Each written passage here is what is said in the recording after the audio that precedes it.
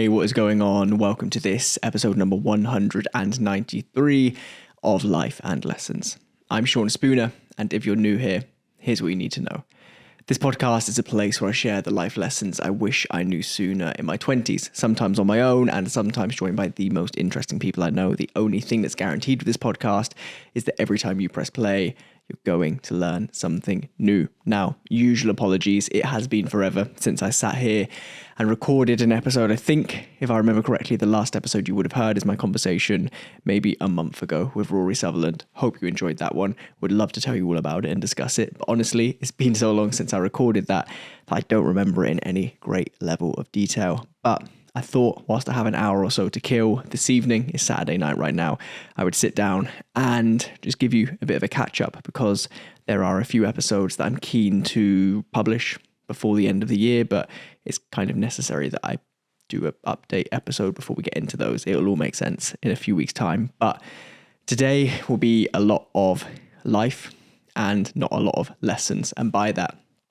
I mean that I don't really think I have anything hugely profound or interesting to share with you, but I do have a bunch of updates of where I've been and what I've been up to. And so that's what I'd like to do today. And I think the obvious place to begin is the 2 marathons that I've ran over the past 3 weeks. So for those of you that don't know, this year, at the very beginning of January, I set myself the challenge of running 4 marathons in the space of 2024 for Alzheimer's Society. And the plan was 1 in March, 1 in, I think, June, 1 in September, and 1 in December. So leaving even spacing throughout the year to give myself lots of time to train, run, recover, train, run, recover. And then on one of my first ever long runs of the training block for the first marathon, all the way back on like the 20th of January this year, I did a, what was it? I forget, like a 22, 24 mile run, something like that. It was a long run. And I injured my foot. I can't even remember specifically what it was now. It's like 9 months ago, but injured myself. And that took me out of training for a sufficiently long period to the point where I couldn't do the March marathon. So I moved the March marathon to November, and that was going to be probably the last marathon of the year in November. And in the meantime, I was going to do the other marathons, including the one in June. If you're following along, this will all make sense in a moment. It got to June or July or whenever it was going to be, July maybe. And it occurred to me that I just had not trained, right? There was no injury for the second one. There was no useful reason to give when I had to delay that marathon. It was literally just that I hadn't trained, and I was at a period of the year at that point where frankly I just couldn't be bothered, right? There was the 2 weeks in New York, and then I was ill for like an entire month either side of that, as you may remember from the episodes, with like the crazy cold infection thing I had, and then things were busy and I was traveling and I just didn't train for it. So I emailed the organizer of that marathon and I said, can we delay? I'm not going to be ready. I actually told them I had an injury. I did not. I just couldn't really be like, can we delay? Because I can't be bothered doing your marathon. So then it meant that the first marathon of the entirety of 2024 was 9 months into the year in September. So now it has turned into 4 marathons in 4 months, because September, I ran a marathon that I'll tell you about in a moment. October, I ran a marathon that I would tell you about in a moment. And that means that to get the final 2 in with a sufficiently large enough gap to actually recover, because spoiler, between marathons 1 and 2, I did not, as I'll tell you about in a minute, I need to do 1 in November and 1 in December. So marathon number 1, let me tell you about that. Marathon number 1 was towards the end of September. I forget when, middle of, maybe like the 20th of September. I forget the exact date. And it was the most low-key, casual, calm marathon you could ever imagine. The way I've described it to people since is it was like a bunch of guys in a field with some clipboards, right? It was a timed event. You had a race number. The distance for the marathon was measured exactly. So it was the 26.2 miles that it needed to be. You were being timed. There were people ensuring that you were actually doing the running and whatnot. But it wasn't a marathon in the sense that it wasn't like the London Marathon, right? There weren't thousands of spectators. There wasn't this kind of twisting route through a city. There was nothing, really. There was about 100 people who took part, and it was 7.5 laps of Caldicott Lake, I believe, in Milton Keynes. So different lake to the lake in Milton Keynes where I did the half marathon in the winter last year, which was Willen Lake, something like that, I believe. Either way, random lake, Milton Keynes, bunch of guys, very low key. And my time wasn't bad, to be honest. I think Strava recorded it as 4 hours 24 minutes for my first ever marathon. I think the real time was closer to 4 hours 30, because Strava records moving time, which of course is different to elapsed time, right? If you stop moving for 60 seconds, Strava stops counting, which is silly. But I had to go for a wee a couple of times, which means I wasn't moving. So that was probably a couple of minutes that Strava kind of gave me that I didn't really get, if that makes sense. About 4 hours 30. Now that marathon number one, the first marathon I've ever run in my life, the longest distance I've ever run in my life, the longest duration for which I have ever run in my life, was surprisingly easy, right? And I thought this at the time, that very few people, I'm sure, finish a marathon, an actual marathon, like, okay, there are ultra marathons, but essentially the longest distance that anybody runs in their life, right? And thinks, oh, that wasn't so bad. But truthfully, minus really sore legs for a couple of days, as you'd expect, minus my whoop the day after saying that I was fucked and not recovered, as you would expect. The act of running that first marathon itself was completely fine. I felt totally fine. So that one went without issue. Not a great deal to report. It was good. A few days later, I was in London and I was looking for marathons in a few weeks' time, because with the kind of wind behind me, feeling good about that first marathon, I thought, let's book the next one for as soon as I can, because the sooner I can get marathon 2 out of the way and cross the second finish line, and in doing so arrive at the halfway point of this 4 marathons in 4 months challenge, the longer I have, the more wiggle room I have in the second half of the challenge, marathons 3 and 4, during the winter when it's darker outside and harder to get training miles in and so on. Let me get one done soon. So with 18 days notice, I booked the Chester Marathon. Had to think where I was there. I've been all over the place over the past few weeks, as I'll tell you about soon. Chester Marathon. And that was last Sunday. 3 weeks to the day since my first marathon. I went to Chester.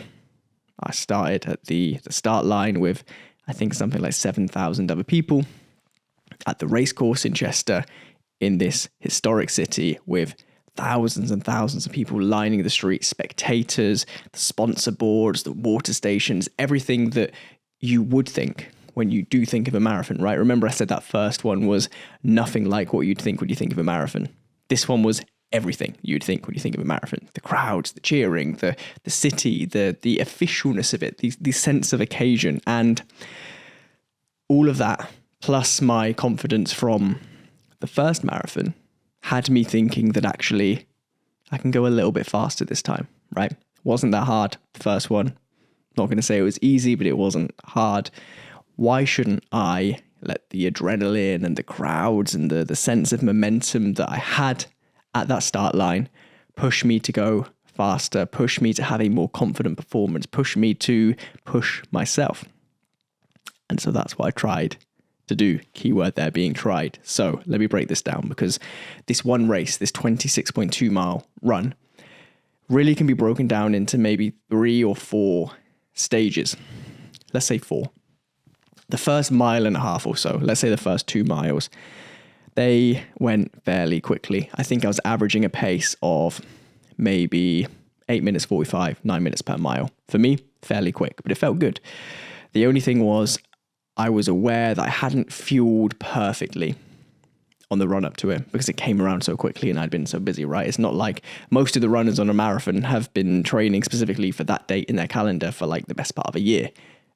I had 18 days and was still recovering from the previous marathon, so hadn't ran since the previous marathon. I literally did marathon, 3-week gap to recover, marathon, no running in between, no real kind of fueling strategy and all this stuff. So first 1.5 miles felt okay, but my head felt a bit funny. It was a little bit like almost, I don't know, dehydration, something that wasn't perfect, but the crowds were there, they were cheering. I was flowing through the streets of Chester. I was just ahead of the 4-hour 15 group, which means at the pace I was running at that point, I was going to comfortably, I think, come in at about 4 hours 10, which is naively fast for me, but it felt good. And so miles 2 to 12 went by. I'm looking at my watch. The pace has slowed ever so slightly. I'm still feeling fairly good. And then to get to mile 13, which is the halfway point of a marathon, it's a full half marathon. It's a half marathon is probably the better way of wording that. A full half marathon sounds messy. You do this you turn right out of this village, you go down the road for about 3/4 of a mile, and then you come back up this same road. So you're passing people in either direction. And as I got towards the half marathon point, I looked at my watch, and for me, it was rapid. Bear in mind that it was a marathon and not a half marathon. It was like 20 minutes faster than my Cardiff half marathon time a year previous, right? The half marathon that felt like it took everything out of me. I had glided through this 20 minutes faster than that half marathon, completed a half marathon distance in I think 2 hours and 2 minutes-ish, and felt really good. And then it went downhill, or actually it went uphill, in the sense that Chester Marathon is very, very hilly, and Chester Marathon being called Chester Marathon feels slightly disingenuous because the vast majority of it happens not in Chester, but actually on these small, winding, damp country lanes throughout Chestershire, across the border into North Wales, and then back up the enormous incline into Chester for the finish. The first half of the race felt really good.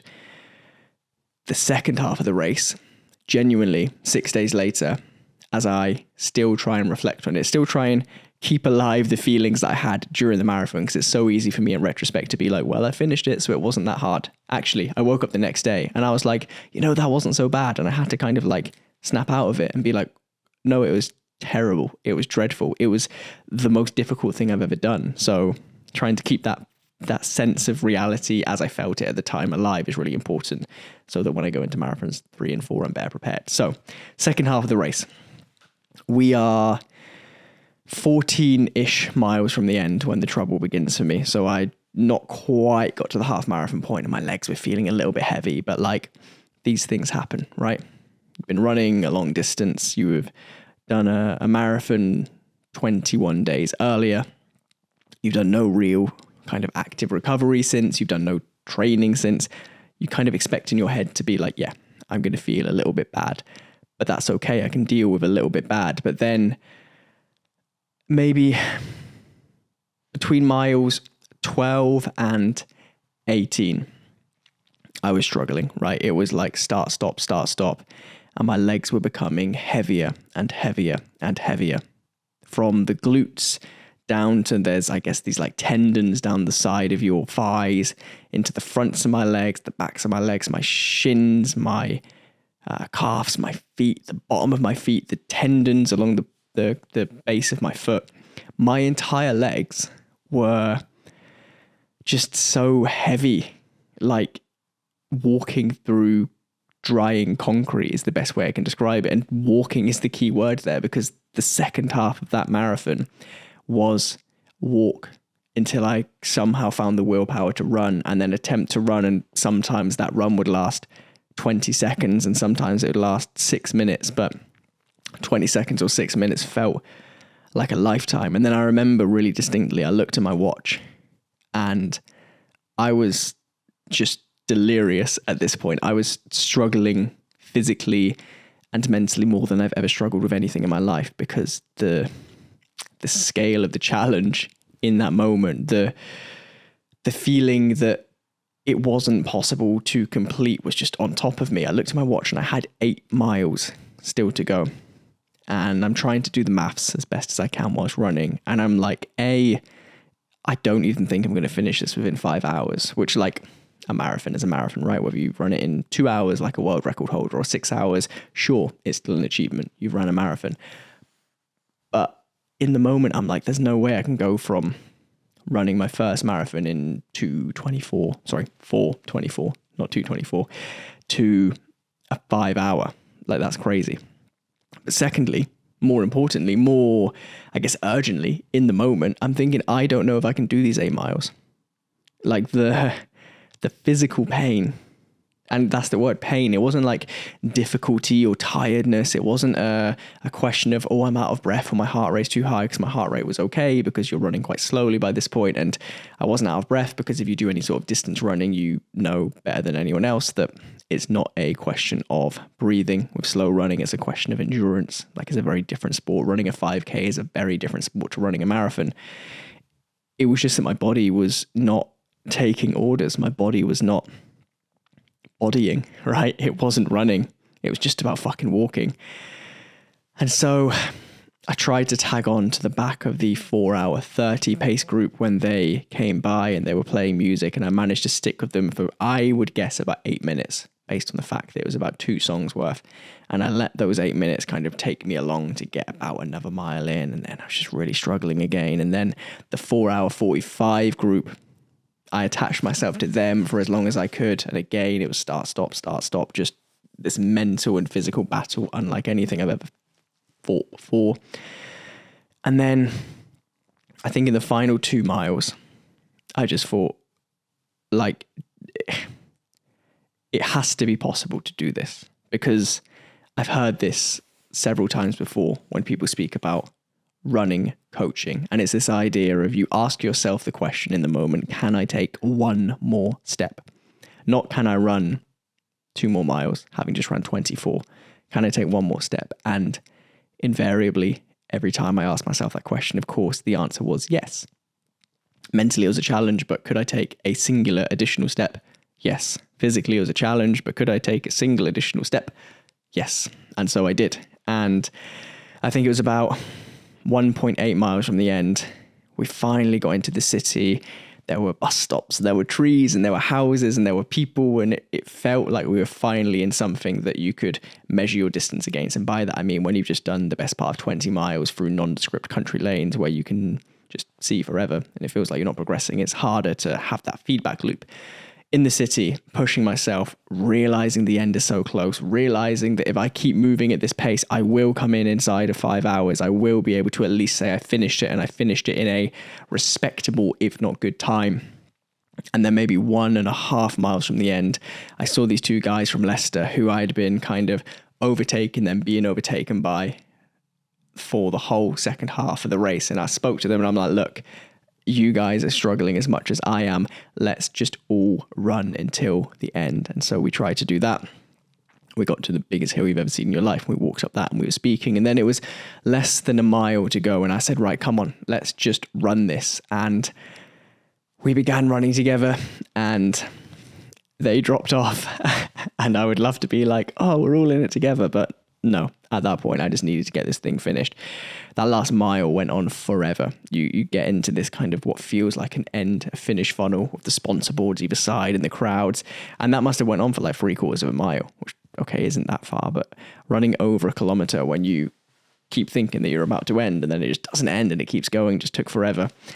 And I crossed the finish line and I got my medal and I sat on this curb and I have no idea how I did it. I literally have no idea how those final 14 miles, even the sentence, those final 14 miles is bonkers and ridiculous, but I don't know how I did it. And I must have almost cried like 5 times during the second half of that race. And I can't even put my finger on why, because it's not like, oh, I'm going to cry now because I'm doing this because my dad has dementia and I'm raising money for the Alzheimer's Society. It wasn't that. It also wasn't like, I'm going to cry because this is so hard that this is making me sad. It was like this physiological reaction to the physical and mental strain that just, I kept almost fucking crying.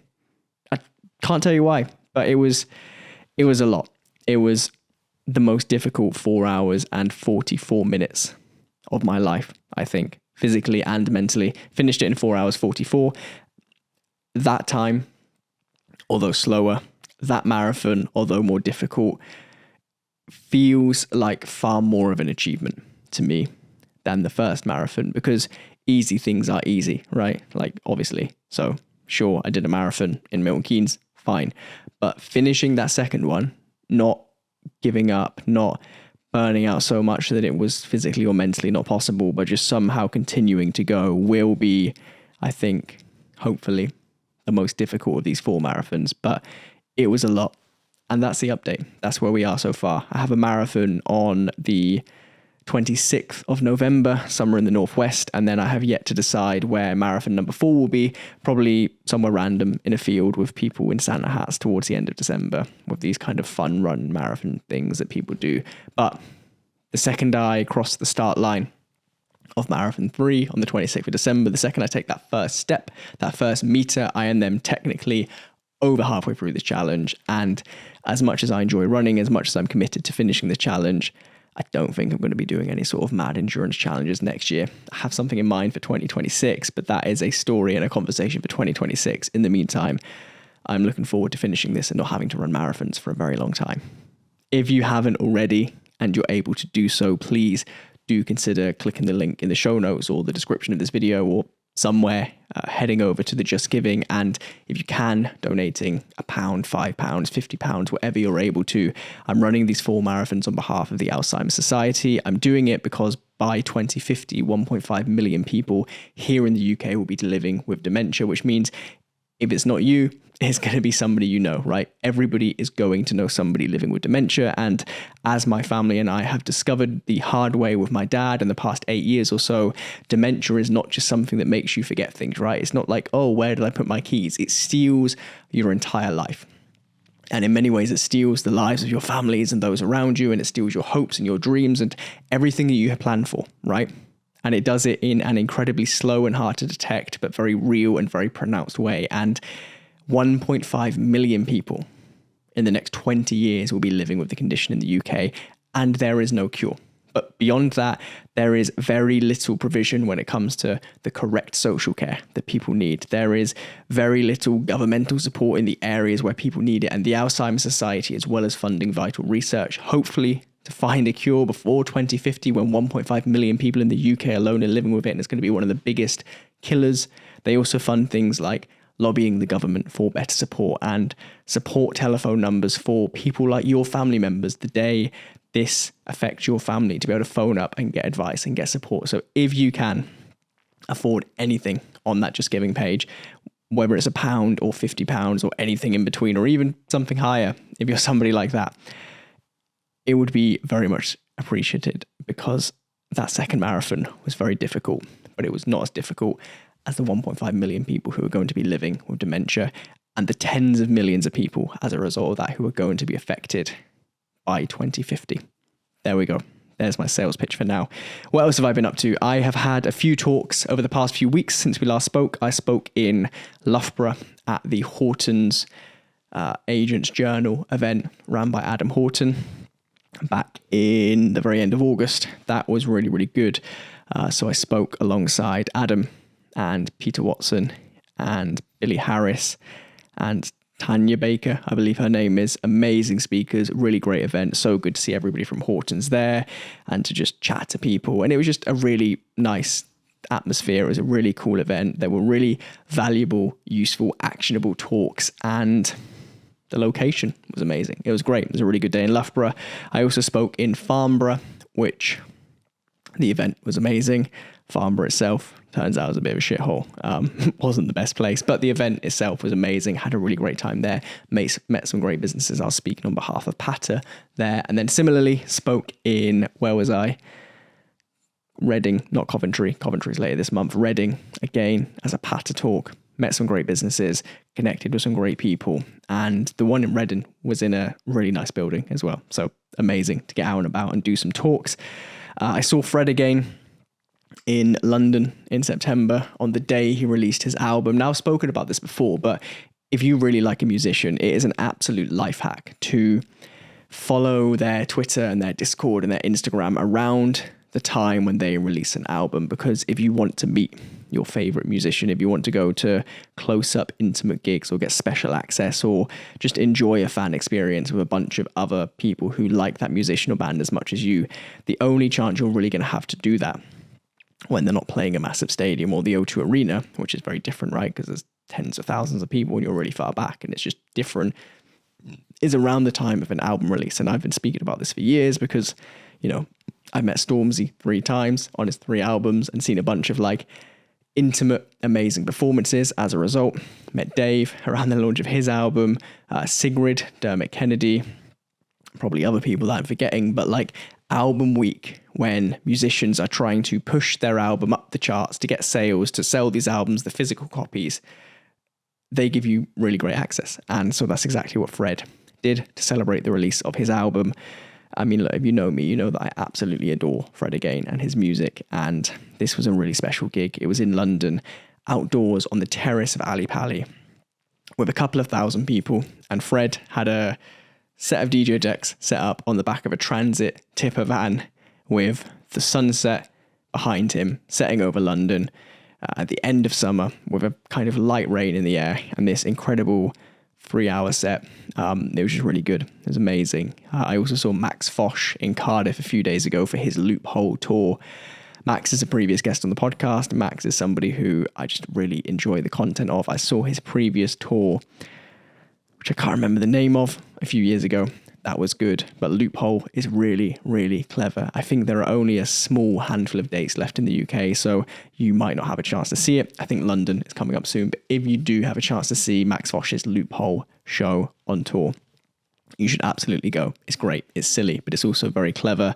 So I've been up to that. And then, speaking of guests, there is a guest conversation coming on the podcast this time next week with one of my favorite authors on the planet, somebody who wrote a book a few years ago that changed my life, that has changed many, many people's lives, a book that you've almost definitely heard of. He has a new book out that I managed to sit down and chat to him about. The new book's incredible. His previous book is incredible. His writing on the internet is amazing. He's a very friendly, lovely person. And I'm really excited for this one. I feel really fortunate. You've probably noticed this year that I've been very lax with guest episodes. All of the guest episodes that I have chosen to record, that I have chosen to put the effort in to make happen, are those who I really, really care about. Now, of course, I care about every guest, of course I do, and whatever, but like the ones that I've really fought for this year in the small pockets of time I've had are ones that I care deeply about. And whether it's Johan Hari or Rory Sutherland or the conversation that you're going to hear in a few days' time, these are authors who are just at the top of their game and are incredibly hard to book. But the conversation you're going to hear next week, I'm really excited about. So I can't wait for you to hear that. One of the reasons why I haven't been around doing content recently is because for the past few weeks, intentionally for once, I haven't just kind of forgotten about content for the first time in forever. I've been working hard to put some foundations in place, foundations that I don't have the time in my calendar to put in place when I'm doing the kind of endless output of the podcast and little lessons and short form videos and long form videos and email newsletters and all that stuff, right? So that this time next year, my Garmin just went off and told me that I've done 7,800 steps. Why that's a milestone, I don't know. Why it's buzzed when I'm sitting down, I also don't know. But if you could hear that, that was my Garmin.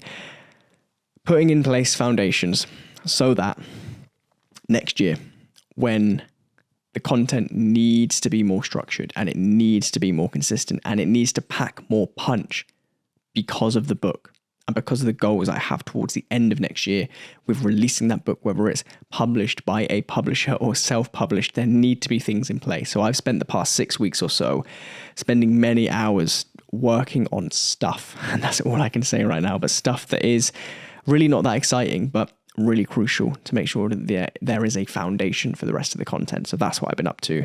Most of that, not all of it, but most of that is in place. There is a strategy in place that kind of spans that. I've almost treated myself as a patter client, right? So I've approached how I build this thing and all of its component pieces in the same way that I would if I was a business who came to patter seeking for a growth strategy. So that's the best way to describe what I've been up to and where I've been. But I'm back, and hopefully the podcast will be quite consistent, at least until the end of the year, because there are 11 weeks left of this year, and I am 7 episodes away from episode number 200, which I would love to do an enormous Q&A for, by the way. If you're still listening at this point, feel free to drop me a message on Instagram, Spooner Sean, or leave a comment down below on YouTube asking a question for that big 200 Q&A.